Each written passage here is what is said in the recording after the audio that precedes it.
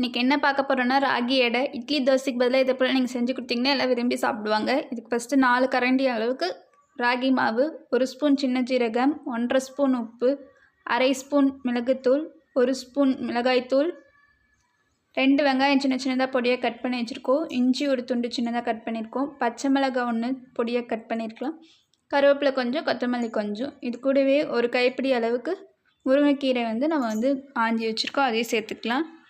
இது கூட இப்போ நல்லா மிக்ஸ் பண்ணிக்கலாம். தண்ணி கொஞ்சம் கொஞ்சமாக சேர்த்து, சப்பாத்தி பதத்தை விட கொஞ்சம் தண்ணியாக இருக்கலாம். இந்த அளவுக்கு நீங்கள் பசஞ்சு வச்சுக்கோங்க.